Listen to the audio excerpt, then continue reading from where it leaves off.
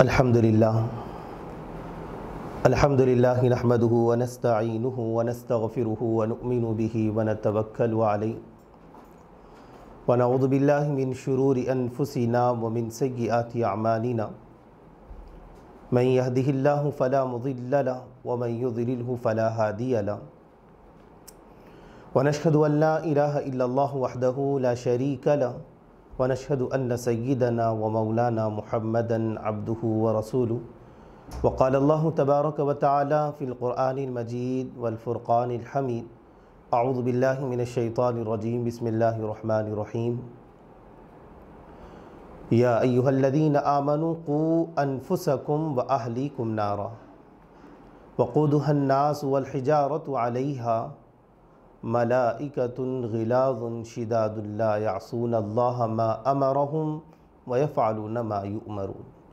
صدق اللہ العظیم۔ اللہم صلی علی سیدنا محمد وعلی آل سیدنا محمد وبارک وسلم۔ اللہم صلی علی سیدنا محمد وعلی آل سیدنا محمد وبارک وسلم۔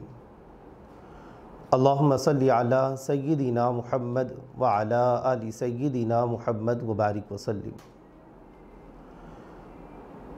سامعین محترم، بزرگان دین، عزیز ماؤں بہنوں، اللہ تبارک و تعالیٰ نے جتنی نعمتوں سے انسان کو نوازا ہے، ان نعمتوں میں اللہ تبارک و تعالیٰ نے ہر ایک کا کچھ نہ کچھ حق رکھا ہے۔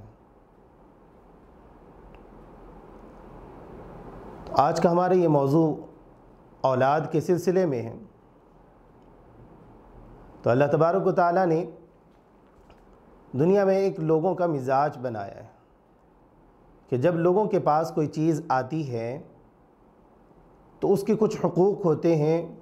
کہ اسے کیسے نبھایا جائے، کیسے رکھا جائے، کیسے استعمال کیا جائے،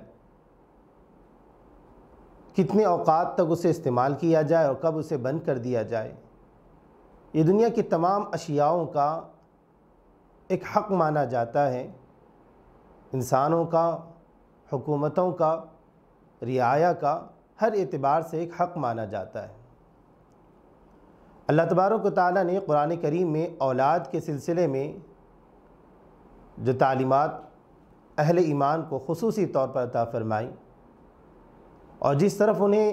اللہ تبارک و تعالیٰ نے راغب فرمایا، توجہ ان کی مرکوز فرمائی،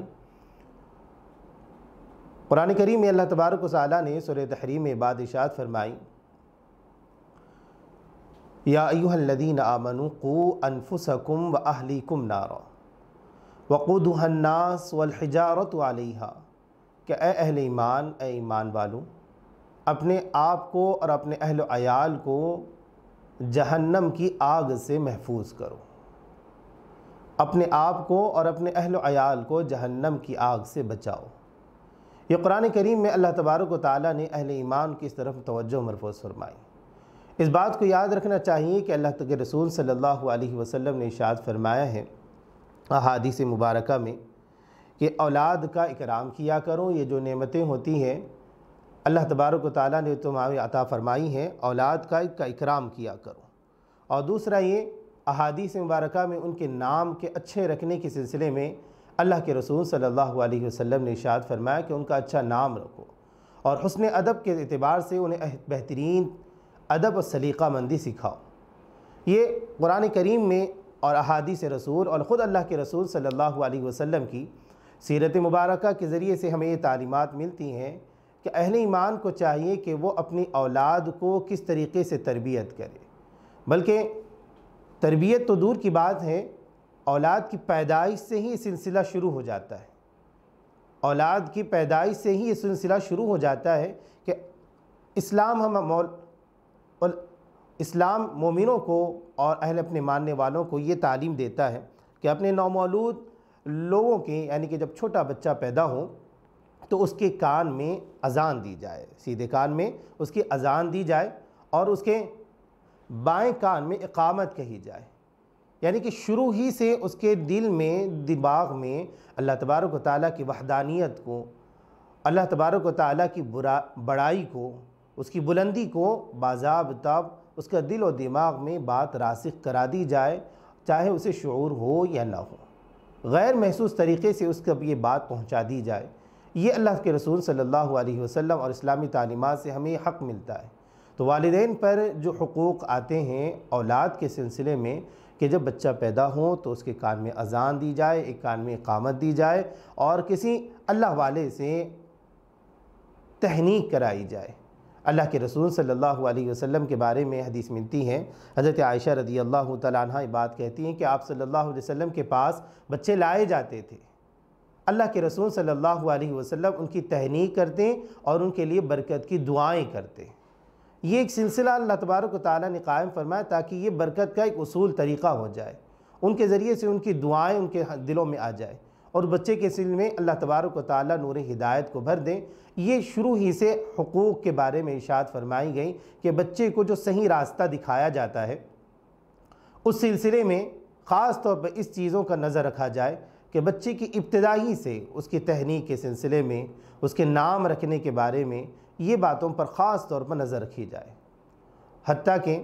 یہ بات بھی اللہ کے رسول صلی اللہ علیہ وسلم نے ارشاد فرمائی، ابو داؤد شریف کی روایت ہے، رسول اللہ صلی اللہ علیہ وسلم نے ارشاد فرمایا کہ جب کسی کے ہاں پر بچہ پیدا ہو تو فرمایا گیا کہ ہر بچہ اپنے عقیقے کے عوض میں گروی ہوتا ہے، ہر بچہ اپنے عقیقے کے عوض میں گروی ہوتا ہے۔ یہ مستحب عمل ہے کہ بچہ جب پیدا ہو تو لڑکے کی طرف سے 2 جانور یعنی کہ 2 بکریاں ذبح کر دیا جائے، اور بچی اگر ہو تو 1 بکرا ذبح کر دیا جائے، اگر استطاعت نہ ہو تو 1 بکری یا 1 بکرا ذبح کیا جا سکتا ہے، جیسا کہ حضرت علی رضی اللہ تعالیٰ عنہ کی روایت سے یہ بات ملتی ہے کہ خود حضرت علی رضی اللہ تعالیٰ عنہ فرماتے ہیں کہ حضرت حسن رضی اللہ تعالیٰ عنہ کی ولادت کے موقع پر اللہ کے رسول صلی اللہ علیہ وسلم نے عقیقے میں 1 بکری کو ذبح فرمایا،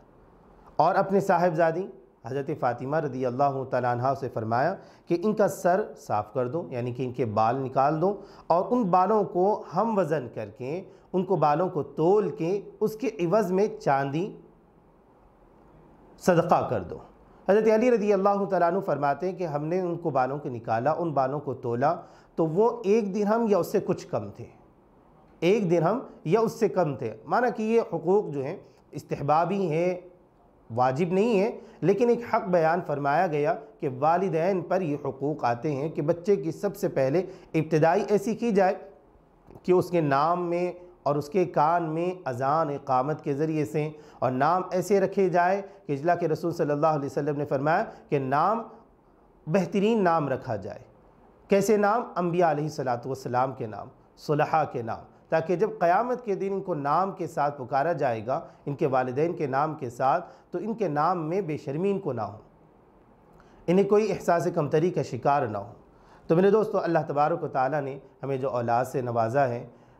بہت سے والدین اس بات کی فکر کرتے ہیں کہ اولاد کے حقوق کے سلسلے میں خاص طور پر ان باتوں پہ تو خاص طور پر عمل تو کیا جاتا ہے ان چیزوں پر، لیکن آگے کی جو چیزیں ہوتی ہے کہ بچہ جب بولنے کے قابل ہو جائے تو شریعت مطہرہ میں ہمیں بات بتلائی کہ جب بچہ تھوڑا سا بولنے کے قابل ہو جائے تو اسے اللہ کا نام یاد دلایا جائے، اسے زبان سے اللہ کہلوایا جائے یا بسم اللہ کہلوایا جائے۔ یہ اللہ تبارک و تعالیٰ، اللہ کے رسول صلی اللہ علیہ وسلم کی سیرت سے باتیں ہمیں ملتی ہیں، شریعت ہمیں بتلاتی ہیں کہ بچے کو پہلا بول یہ بتلایا جائے تاکہ اس کی زبان سے نکلنے والے یہ کلمات اس کے دل میں اتر جائیں، تاکہ اس کی نورانی زندگی بن جائے۔ یہ اللہ کے رسول صلی اللہ علیہ وسلم کی طرز زندگی سے ہمیں باتیں پتہ چلتی ہیں۔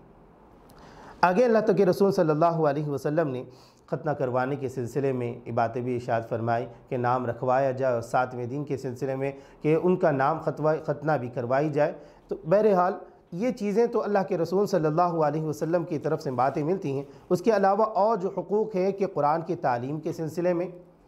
کلمہ طیبہ کو سکھانے کے سلسلے میں، حضرت ابن عباس رضی اللہ تعالیٰ عنہ فرماتے ہیں، بخاری شریف کی روایت ہے کہ میں جب چھوٹا سا تھا تو اللہ کے رسول صلی اللہ علیہ وسلم کے زمانے میں، چونکہ وہ حضرت ابن عباس رضی اللہ تعالیٰ عنہ رسول اللہ صلی اللہ علیہ وسلم کے دور میں بس چھوٹے سے لڑکے تھے، فرماتے ہیں کہ میں اللہ کے رسول صلی اللہ علیہ وسلم کے زمانے زندگی میں میں نے بہت سی بڑی بڑی محکم صورتیں یاد کر لی تھی، بڑی بڑی صورتوں کو میں نے ابتدا میں ہی یاد کر لیا تھا یعنی کہ اس سے یہ بات پتہ چلتی ہے کہ ابتدا سے یہ دور چلا آ رہا ہے، ابتدا سے اس بات کا سلسلہ چلا آ رہا ہے، یہ طریقہ بڑوں کا رہا ہے کہ وہ اپنے بچوں کو قرآن کی تعلیم دیا کرتے تھے۔ ہمارے زمانے میں بھی بہت سے لوگ اس بات کا اہتمام کرتے ہیں کہ بچوں کو قرآن کی تعلیم کسی نہ کسی اعتبار سے مل جائے، اور ضروری بھی ہے کہ بچہ، علماء فرماتے ہیں کہ بچے کے اندر جب ابتدائی سے اللہ تبارک و تعالیٰ کے احکامات کو پابند بنایا جائے گا، اللہ تبارک و تعالیٰ کے احکامات سے اسے وابستہ کیا جائے گا، تو پھر آگے جانے کے بعد یہ ایسا معاملہ ہو جائے گا جیسے ٹہنی ہوتی ہے کہ ابتدا میں ٹہنی جو ہو جس طرف موڑ دیں اس طرف مڑ جاتی ہے، اگر اسے سیدھا کر دیں تو وہ سیدھا ہو جاتی ہے۔ تو آدمی اپنی اولاد کو جس طرف چاہے موڑ دے، جیسا کہ احادیث مبارکہ میں یہ بات پتہ چلتی ہے کہ کل مولود یولد علی فطرت الاسلام، یعنی ہر بچہ جب پیدا ہوتا ہے تو فطرت اسلام پر پیدا ہوتا ہے، یعنی اس کے اندر قابلیت، صلاحیت اللہ تعالیٰ ابتدا سے رکھ دیتے ہیں کہ وہ اسلام کو، حقانیت کو قبول کر سکے۔ لیکن پھر فرمایا گیا کہ بعد میں اس کے والدین اسے یہودی بنا دیتے ہیں، اس کے والدین یا تو اسے عیسائی بنا دیتے ہیں۔ تو پتہ چلا کہ ابتدا میں بچہ جو پیدا ہوتا ہے تو وہ فطرت اسلام پر پیدا ہوتا ہے، لیکن جیسی اسے مزاج ملتا ہے، جیسے اسے تعلیمات ملتی ہیں، ان تعلیمات میں وہ ڈھلتا چلا جاتا ہے۔ تو اگر ہمارے یہاں پر جو اولادیں،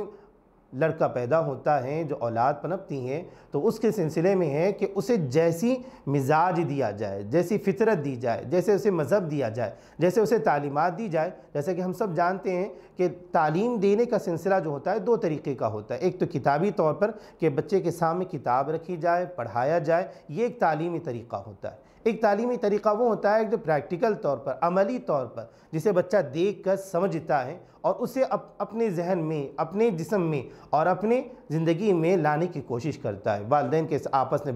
بولنے کا انداز، والد کے غصہ کرنے کا انداز، یا والد کے نماز پڑھنے کا انداز، والد کے کام کرنے کا انداز، والدہ کے کام کرنے کا انداز، بچے بچیاں ان دونوں چیزوں کو دیکھ کر، سمجھ کر آپ آپس میں عمل کرتا شروع کر دی ہے۔ یہ عملی طور پر، اور یہ نسخہ اور یہ چیز اتنی کارگر ہوتی ہے کہ چاہے اچھائی ہو یا برائی ہو،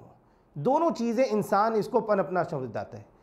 انسان اس کو قبول کرنا شروع کر دیتا ہے۔ اللہ تبارک و تعالیٰ نے ایسی صلاحیت ہمارے اندر، یعنی کہ انسانی فطرت میں رکھی، کیونکہ انسان کہا جاتا ہے ایسی چیزوں کو جو بہت جلد مانوس ہو جاتا ہے کسی بھی چیز سے۔ تو خصوصی طور پر جو والدین کے حقوق میں اللہ تبارک و تعالیٰ نے یہ باتیں رکھی ہیں،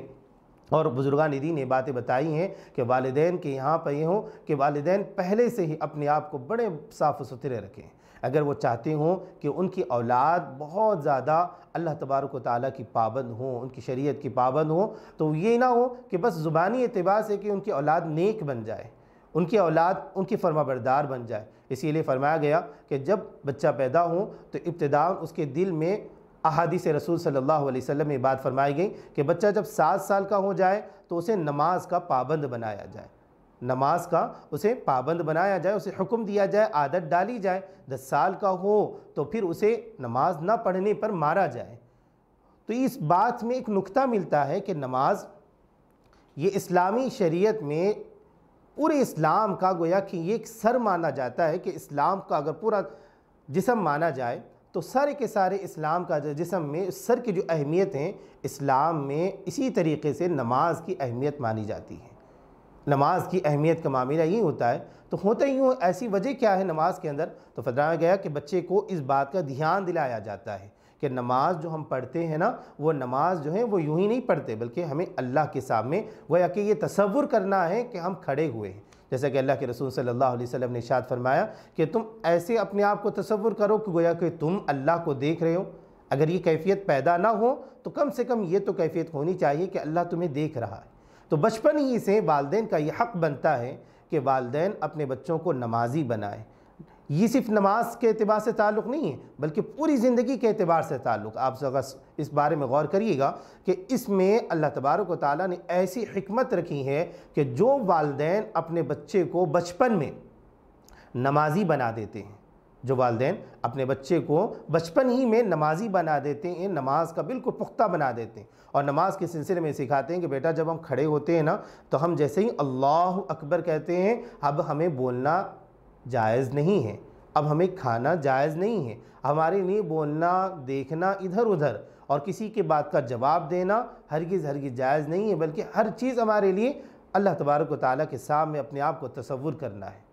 اپنے آپ کو بات کا تصور کرنا ہے کہ ہم اللہ کے سامنے کھڑے ہوئے ہیں۔ تو اللہ تبارک و تعالیٰ کا استحضار اس بات میں آتا ہے، تو یہ ایک حق ہے والدین کا کہ وہ بچوں کو استحضار خداوندی سکھائے، اور وہ نماز کے ذریعے سے بہت اہم ذریعے سے معلوم ہوتا ہے، اور اس کے علاوہ بھی سکھایا جاتا ہے، سکھانا بھی چاہیے، یہ والدین کا حق ہے، کیونکہ والدین جب تک اپنے رب سے اپنے بچے کو نہیں جوڑیں گے تو وہ یہ بات تصور بھول جائیں کہ بڑے ہونے کے بعد ان کا بچہ ان سے جڑے، بڑے ہونے کے بعد ان کا بچہ ان سے جڑے، کیونکہ والدین جب بچے کو اپنے اللہ سے جوڑتے ہیں، انہیں بتاتے ہیں کہ بیٹا دیکھو ہر جگہ اللہ تبارک و تعالیٰ ہے، ہر جگہ اللہ کے رسول اللہ تبارک و تعالیٰ ہے۔ اللہ کے رسول صلی اللہ علیہ وسلم کے بارے میں حدیث مطہرہ میں بات ملتی ہے، حضرت ابن عباس رضی اللہ تعالیٰ عنہ، جیسا کہ ہمیں معلوم ہے کہ آپ چھوٹے سے لڑکے تھے اللہ کے رسول صلی اللہ علیہ وسلم کے زمانے میں، یہ خود اپنا واقعہ بیان فرماتے ہیں کہ ایک دن ایسا تھا کہ میں اللہ کے رسول صلی اللہ علیہ وسلم کے ساتھ سواری میں سوار تھا، میں پیچھے بیٹھا ہوا تھا، آپ علیہ الصلوۃ نے ارشاد فرمایا کہ بیٹا بچے دیکھو میں تمہیں چند باتیں سکھا رہا ہوں، بیٹا میں تمہیں چند باتیں سکھا رہا ہوں۔ کیا ہیں وہ کلمات یہ ہیں کہ اللہ کی حفاظت کرو، اللہ کی حفاظت کر، اللہ تیری حفاظت کرے گا، اللہ کی حفاظت کر، اللہ تیری حفاظت کرے گا۔ اللہ کی حفاظت یعنی کہ اللہ کے احکامات کی حفاظت کر۔ اللہ تبارک و تعالیٰ نے جو احکامات دیے ہیں نماز سے، روزے سے متعلق، زندگی بھر سے متعلق، تو جتنے احکامات اللہ تبارک و تعالیٰ نے دیے ہیں اس کی حفاظت کرنا، اس کی پابجائی کرنا، اس کو محفوظ رکھنا اور اس کے سلسلے میں اپنے آپ کو لگائے رکھنا، گویا کہ یہ اللہ تبارک و تعالیٰ کی حفاظت کا معاملہ ہے۔ تو فرمایا گیا کہ اللہ کی حفاظت کر، اللہ تبارک و تعالیٰ ہماری حفاظت کرے گا، اور اللہ کی حفاظت کر تو تم اللہ تبارک و تعالیٰ کو اپنے سامنے پاؤ گے۔ اور آگے اللہ کے رسول صلی اللہ علیہ وسلم نے جو باتیں سکھلائی ہیں وہ بہت اہم باتیں ہیں جو بچوں کے دلوں میں ابتداءً ڈالی جانی چاہیے۔ اگر ڈالی جائے تو اللہ تبارک و تعالیٰ یقین مانے کہ اگر ایک مرتبہ اپنے والدین اپنے بچوں کے سلسلے میں ان باتوں کو لگا دیں، ان باتوں کو ڈال دیں، تو اللہ تبارک و تعالیٰ ان کے دلوں میں نور ایمانیت بھر دیتے ہیں۔ پھر وہ بچہ بہت سی برائیوں سے، بہت سی خرابیوں سے، بہت سی بیجا کاموں سے اور بد نگاہیوں سے بچ جاتا ہے، کیونکہ اللہ تبارک و تعالیٰ نے ابھی صلی اللہ علیہ وسلم کی زبانی سے وہ کام بتائے۔ فرمایا گیا کہ بیٹا اللہ کی حفاظت کر، یعنی کہ اللہ کے احکامات کی حفاظت کر، تو پھر تم اللہ کو اپنے سامنے پاؤ گے، یعنی کہ جب تک تم اللہ کی پورے پابند بن کے رہو گے اللہ تبارک و تعالیٰ بھی تمہاری حفاظت کے لیے سامنے آئیں گے، تمہاری حفاظت کا معاملہ اختیار فرمائیں گے۔ تو یہ اللہ تبارک و تعالیٰ کے سلسلے میں بات بتائی جاتی ہے۔ علماء فرماتے ہیں کہ اب بچے کو خاص طور پر اس بات کی طرف متوجہ کرنا چاہیے، یہ باتیں بتلانی چاہیے کہ اللہ تبارک و تعالیٰ تمہیں دیکھ رہے ہیں، اللہ تبارک و تعالیٰ تمہیں دیکھ رہے ہیں، اللہ تبارک و تعالیٰ ہماری ہر بات کو سن رہے ہیں۔ تو والد کی ذمہ داری بنتی ہے کہ والد اپنے بچوں کو ان چیزوں کے بارے میں بتلائے، والدہ اپنی بچیوں کو ان باتوں کے سلسلے میں بتلائے جن باتوں سے ہم موجودہ زمانے میں گزر رہے ہیں، جو حالات اب ہمارے ہیں، تو اس سے ہم سب واقف ہیں کہ جو بے راہ روی ہمارے نوجوان بچیوں میں پھیل رہی ہیں۔ اچھے گھرانے کے بچیاں، پڑھی لکھی بچیاں، بہت سی مرتبہ ایسا ہوتا ہے کہ وہ بہک رہی ہیں، وہ غلط راستوں پر جا رہی ہیں، بہت سے نوجوان غلط راستوں پر جا رہے ہیں۔ وجہ اس کی یہی ہے کہ ان کے سامنے باضابطہ بار ان چیزوں کو بتایا نہیں گیا، ان چیزوں سے انہیں صرف نظر رکھا گیا، اور یہ سمجھا گیا کہ یہ چیزیں تو بہت دور کی باتیں ہیں، ان کے بارے میں بعد میں بات کیا جائے گا۔ پہلے بچے کو تعلیم دی جائے، پہلے بچے کو انگریزی پڑھایا جائے، پہلے بچے کو ڈاکٹر بنایا جائے۔ میرے دوستو یہ باتیں ٹھیک ہیں کہ انگریزی پڑھنا حالات کے اعتبار سے، موجودہ زمانے کے اعتبار سے فرض کفایہ کا درجہ رکھتی ہیں، ضروری یقیناً ہے کہ جینے کے اعتبار سے یہ باتیں سکھائی جائے۔ اللہ کے رسول صلی اللہ علیہ وسلم کے زمانے میں جب کوئی خط آتا تو اللہ کے رسول صلی اللہ علیہ وسلم، ایک صحابی رسول حضرت زید رضی اللہ تعالیٰ عنہ تھے، انہیں فرماتے کہ زید اس چیز کو میرے لیے سیکھو، یعنی کہ اس زبان کو میرے لیے سیکھو اور پھر اس کا جواب دو۔ وہ ان چند دنوں میں، بعض زبان کو 18 دنوں میں، بعض کو 9، بعض کو کچھ اور دنوں میں، کم سے کم دنوں میں سیکھ جاتے ہیں اور مکمل اس خط آنے والے خط کا جواب دیتے ہیں، اور پھر اس کے سلسلے میں اللہ کے رسول صلی اللہ علیہ وسلم پھر جو جواب تحریر فرماتے ہیں، اس تحریر فرما کر پھر اسے ارسال فرمایا جاتا، پھر اسے بھیجا جاتا۔ تو یہ معلوم ہوا کہ نئی تعلیم کا حاصل کرنا موجودہ زمانے میں جو چیز چل رہی ہے، یہ کوئی حرام کام یا کوئی ناجائز کام نہیں ہے، بالکل جائز ہے، لیکن اس بات کو اکتفا کر لینا کہ یہی کام کرنا چاہیے، اسی پر اکتفا کرنا چاہیے، اور جو مرکزی کام ہمارا ہے، جس کی وجہ سے ہماری پہچان اور شناخت ہوتی ہے، جو ہماری آئیڈینٹی ہے، کہ اس کی وجہ سے کہ ہم یہ بات کو جانیں کہ ہم مسلمان ہیں اور ہمیں ایک مسلمان کیسے ہونا چاہیے، اس بات کو پہلے سے ہی بچوں کے دلوں میں ڈالا جائے۔ وہ اس طریقے سے جیسے اللہ کے رسول صلی اللہ علیہ وسلم نے حضرت ابن عباس رضی اللہ تعالیٰ عنہ جو چھوٹے سے لڑکے تھے، ان کے ذہن میں بات ڈالی کہ بیٹا سواری پر سوار ہے، سواری پر سوار ہیں، پیچھے لڑکا بیٹھا، حضرت ابن عباس رضی اللہ تعالیٰ عنہ بیٹھے ہوئے ہیں، اور آپ علیہ السلام کہہ رہے ہیں لڑکے میں چند کلمات تمہیں سکھا رہا ہوں، لڑکے چند کلمات تمہیں سکھا رہا ہوں، اللہ کی حفاظت کرنا، اللہ تمہاری حفاظت کرے گا، اللہ کی حفاظت کرنا تو تم اللہ کو اپنے سامنے پاؤ گے۔ اور آگے اللہ کے رسول صلی اللہ علیہ وسلم نے فرمایا کہ جب بھی مانگو اللہ تبارک و تعالیٰ سے مانگو، جب بھی مانگو، یعنی کہ کوئی چیز تمہیں طلب کرنا ہو تو وہ اللہ تبارک و تعالیٰ سے تم طلب کرنا، کسی غیر سے طلب نہ کرنا۔ یہ ابتداءً اللہ تبارک و تعالیٰ نے اللہ کے رسول صلی اللہ علیہ وسلم سے یہ ہمیں درس دیا، ہمیں یہ باتیں بتلائی ہیں، اور یہ بات بھی بتلائی کہ جب مدد چاہو کسی سے تو اللہ ہی سے مدد چاہنا، جب تم مدد چاہو کسی سے تو جب تمہیں مدد کی ضرورت ہو تو اللہ تبارک و تعالیٰ سے مدد چاہنا، اور یاد رکھو کہ اگر ساری کی ساری دنیا مل کر بھی تمہیں نفع پہنچانا چاہیں تو نفع پہنچا نہیں سکتی، جب تک کہ سوائے اس نے کہ اللہ تبارک و تعالیٰ نے جتنا تمہارے مقدر میں لکھا ہے اتنا ہی نفع ملے گا، اور ساری کی ساری دنیا تمہیں نقصان پہنچانا چاہے تو نقصان پہنچا نہیں سکتی، سوائے اس کے کہ اگر اللہ تبارک و تعالیٰ نے جتنا لکھ دیا ہے تمہارے مقدر میں تو وہ چیز اتنی ہی مقدر میں تمہاری آئے گی۔ میرے دوستو، یہ سیرت مبارکہ اور یہ حدیث رسول صلی اللہ علیہ وسلم سے ایک حق ہمیں اللہ تبارک و تعالیٰ نے بتلایا ہے کہ والدین کو چاہیے کہ اپنی اولاد کی ابتداء شروع سے ہی ایسی ذہن سازی کریں کہ ان کے دل دماغ میں اللہ اور اس کے رسول کی محبت بھر جائے، ان کے دل دماغ میں اللہ کے حاضر ناظر ہونے کا یقین بیٹھ جائے، کہ جب وہ کوئی کام کریں تو ان کے ذہن و گمان میں ہو کہ مجھے اللہ دیکھ رہا ہے، میں کیسے اس کام کو کروں، مجھے اللہ تبارک و تعالیٰ دیکھ رہے ہیں، میں کیسے اس کام کو کروں، مجھے اللہ کے رسول کے سامنے کل کے دن جواب دہ ہونا پڑے گا، میں کیسے اس کام کو کروں۔ تو یہ ذہن میں باضابطہ اہل ایمان کے بچوں کے دلوں میں بات آ جائے تو یہ چیزیں ہمارے لیے بہت کارگر ثابت ہوتی ہیں، بہت کارگر ثابت ہوتی ہیں۔ ابتداءً قرآن کی کریم میں اللہ تبارک و تعالیٰ نے کئی ایسے انبیاء علیہ السلام کے واقعات بیان فرمائے، ان میں حضرت یعقوب علیہ السلام کے بارے میں بیان فرمایا کہ یعقوب علیہ السلام نے اپنی اولاد کی تربیت کے سلسلے میں بات بھی فرمائی تھی کہ جب آپ کا انتقال ہو رہا تھا تو انہوں نے کہا تھا ما تعبدون من بعدی، بچوں یہ بات تو بتاؤ کہ تم میرے بعد کس کی عبادت کرو گے۔ سورہ بقرہ میں اللہ تبارک و تعالیٰ نے ان کے اس واقعے کو ذکر فرمایا ہے کہ انہوں نے اپنے انتقال سے پہلے جب ان کا انتقال ہو رہا تھا تو اپنے لڑکوں کو جمع فرمایا اور فرمایا ما تعبدون من بعدی، بتاؤ کہ تم میرے بعد کس کی عبادت کرو گے۔ بچوں نے کہا کہ یقیناً ہم اللہ تبارک و تعالیٰ کی عبادت کریں گے۔ ہاں، یہاں پر تھوڑا سا نقطہ سمجھنے کی بات ہے کہ یہاں پر یہ نہیں فرمایا کہ ما تأکلون من بعدی، یعنی میرے بعد تمہارا کیا بنے گا، تم کیا کھاؤ گے، میرے بعد تم آپس میں کیسے رہو گے، میرے بعد تمہارا کیا بنے گا، تم کیا کاروبار کرو گے، تم کہاں رہو گے۔ میرے دوستوں، یہ ساری چیزیں ایک عام انسان، اور عام انسان تو یہ دور کی بات ہے، آج ہم میں سے ہر ایک آدمی یہ چاہتا ہے کہ میرے مر جانے کے بعد میرے بچوں کا کیا ہوگا، ان کے فیوچر کا کیا ہوگا، ان کے مستقبل کا کیا ہوگا، اس کے گھر کا، کاروبار کا، وہ کس لائن سے جڑے گا۔ ہر انسان یہ چاہتا ہے کہ کسی نہ کسی اعتبار سے اگر بچے کے اندر کچھ کمی ہو تو کسی کاروبار سے، کسی مناسب چیز سے اسے جوڑ دوں، تاکہ کل کے دن جب میں نہ رہوں اس کا ہمدرد تو یہ بچہ میرا اس چیز سے اپنے آپ کو فائدہ پہنچا سکے۔ میرے دوستوں، یہ چیزیں مانا جائے کہ جائز ہیں، حلال ہیں اور بہتر ہیں، لیکن اسی چیز پر اکتفا کر لینا اور آگے کی باتیں نہ بتانا، دین کے سلسلے میں کوئی ہدایت نہ دینا، یہ بہت بری بات ہے۔ اللہ کے رسول صلی اللہ علیہ وسلم پر اترنے والے قرآن کریم میں اللہ تبارک و تعالیٰ نے ایسے واقعات کو باضابطہ ارشاد فرمایا ہے کہ انبیاء علیہ السلام اپنی اولاد کی تربیت کس طرح کیا کرتے تھے، کیسی فکریں ان کے اندر ہوا کرتی تھیں۔ باضابطہ وہ دعاؤں میں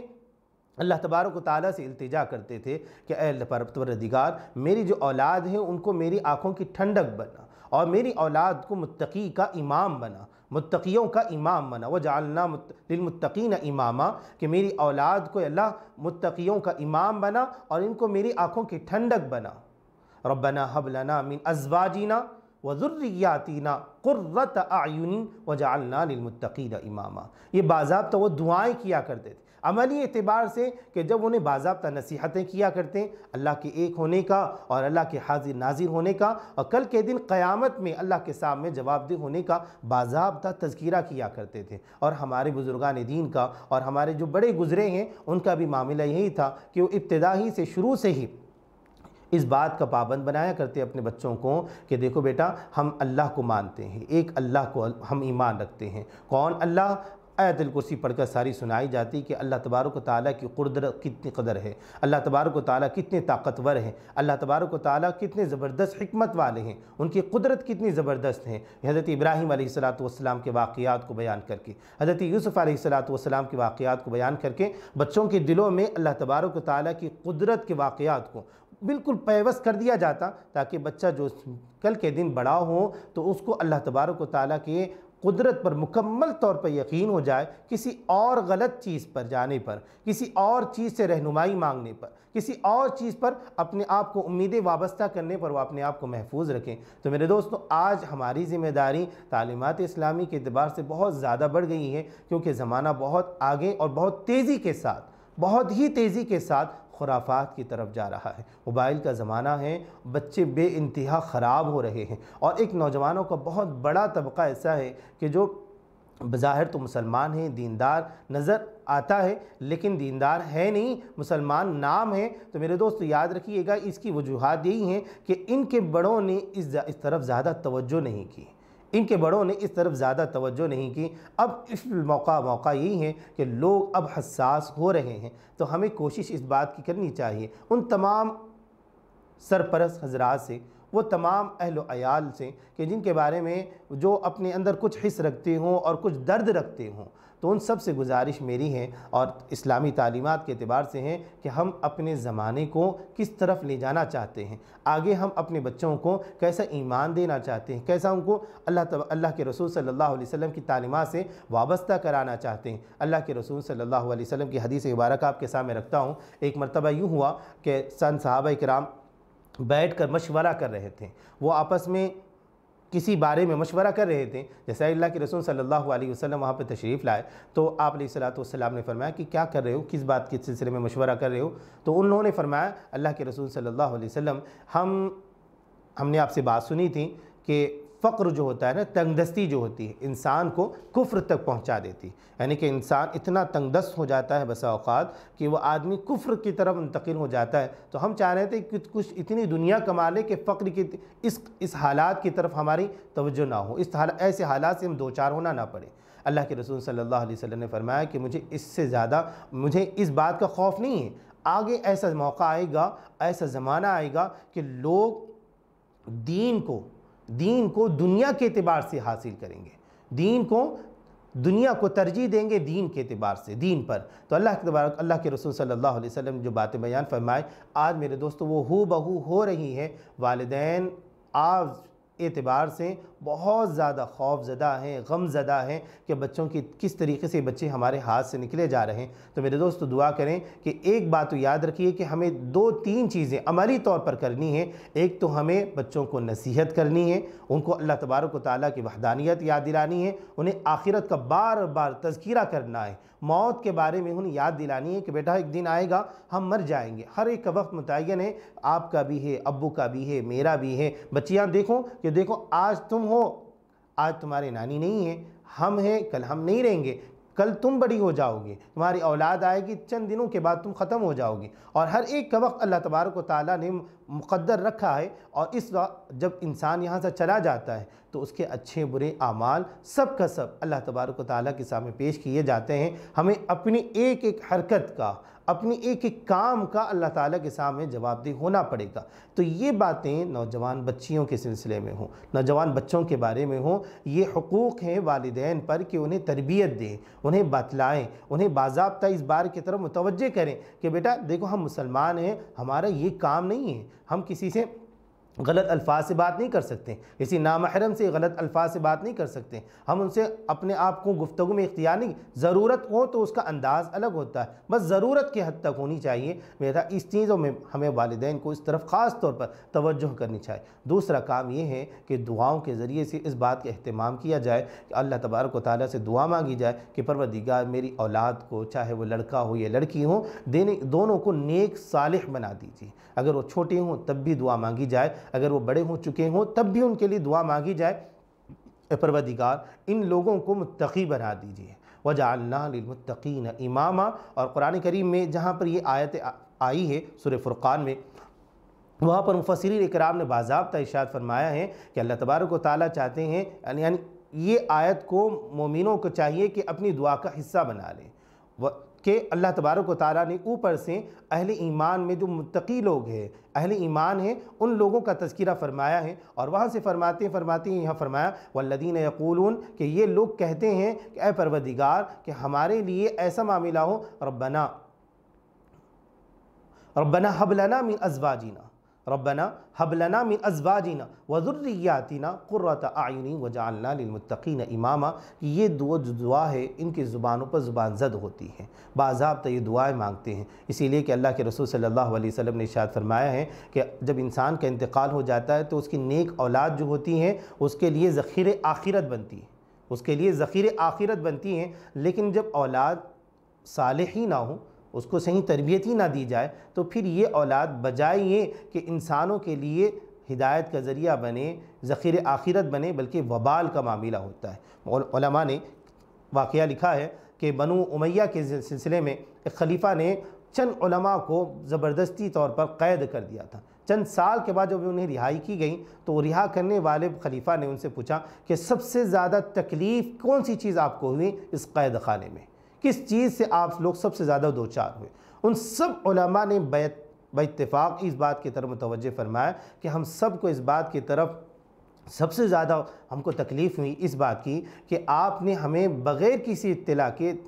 جس خلیفہ نے ہمیں اس قید کیا تھا تو اس خلیفہ نے ہمیں بغیر کسی اطلاع کے اتنا بھی موقع نہیں دیا کہ ہم اپنے بچوں کے لیے صحیح تعلیم و تربیت کا انتظام کر سکیں، صحیح تعلیم و تربیت کا انتظام کر سکیں۔ صحیح تعلیم و تربیت کا انتظام نہ ہونا اور اتنے سال ان تربیت سے اور صحیح تعلیم سے محروم نہ ہونا، یہ ہمارے لیے بہت بڑا خسارہ ہے، ہمارے لیے بہت بڑی قربانی ہے، بہت بڑی محرومی ہے کہ ہماری اولاد تربیت اور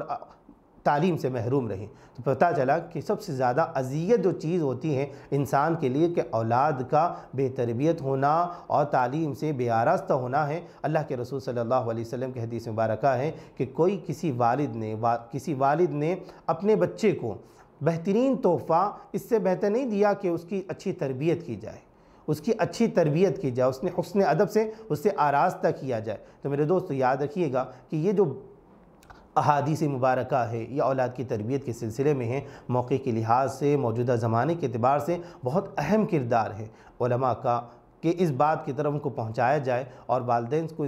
اس بات سے آگاہ کیا جائے کہ یہ چیزیں والدین کریں باضابطہ، اب تک نہ کی ہوں تو پھر شروع کریں، اب تک نہ کی ہوں تو اس بات کا اہتمام کریں کہ ہم اپنے بچوں کو کچھ دے کر جائیں، ان کے دلوں میں اللہ اس کے رسول کی محبت کو پیدا کر جائے۔ پھر جن والدین نے اس کام کو کیا ہوگا تو ان کی والدین اس ثمرے کو، اس کے نتیجے کو خود وہ اپنی نگاہوں سے دیکھیں گی کہ اللہ تبارک و تعالیٰ انہیں کس طریقے سے ایک نیک اور صالح اولاد عطا فرماتے ہیں، نیک اور ایک صالح اولاد عطا فرماتے ہیں۔ آخری بات کہہ کر میں ختم کر دوں کہ اولاد کا جو حق ہوتا ہے والدین پر،